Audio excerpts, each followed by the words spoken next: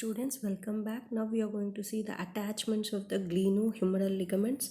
The superior glenohumeral ligaments passes from the superior glenoid labrum, superior glenoid labrum, or we can call it as upper end of the anterior part, upper end of the anterior border of the glenoid fossa, and this one is getting attached distally to the top of the lesser tubercle, to the top of the lesser tubercle.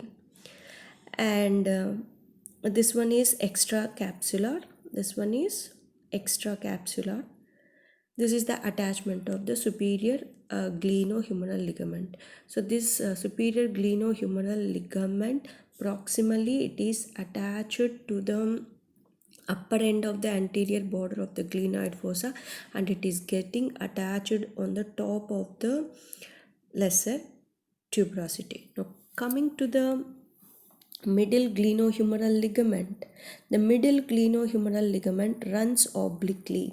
So the middle glenohumeral ligament runs obliquely from the superior anterior aspect of the glenoid labrum to the anterior aspect of the proximal humerus, that is at the lower part of the lesser tubercle. This middle glenohumeral ligament is attached.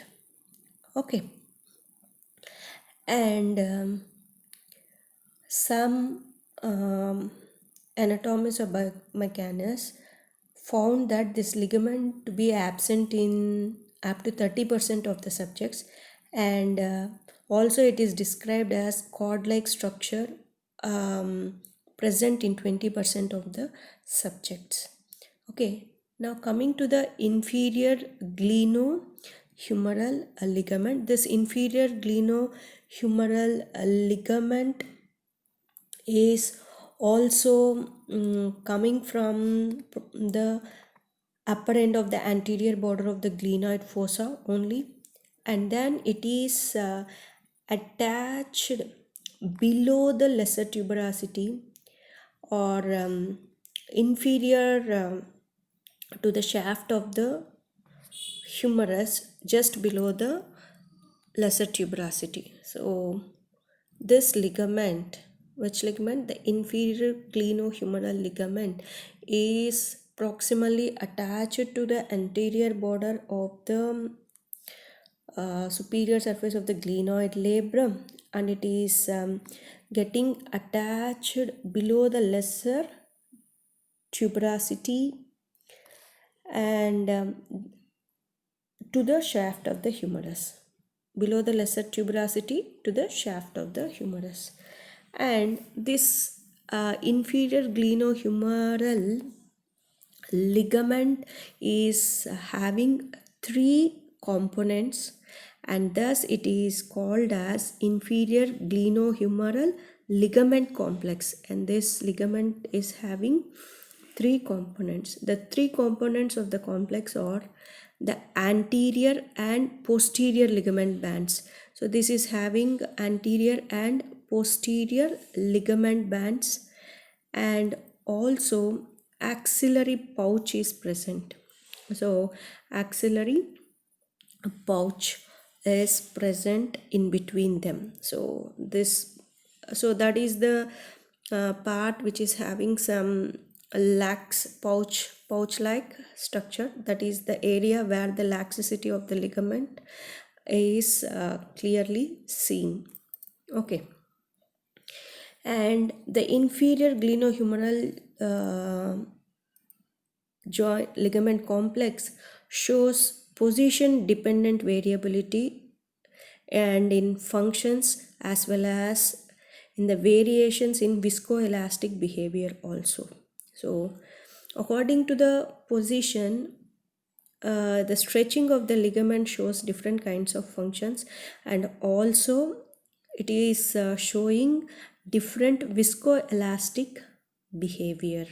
So this is about the inferior glenohumeral ligament complex. And also one interesting fact regarding this superior structures, and Harriman and colleagues describe this superior glenohumeral ligament, the superior capsule, and the coracohumeral ligament as interconnected structures that bridge the space between the supraspinatus muscle and also the subscapularis muscle. Okay, so and form that interval called as rotator interval capsule. Okay, this is about one of the interesting thing about this superior glenohumeral ligament and superior glenoid labrum, as well as the coracohumeral ligament. And this coracohumeral ligament, it is also stretches from the lateral margin of the root of the coracoid process to the greater tuberosity of the humerus. So it is called as coracohumeral ligament.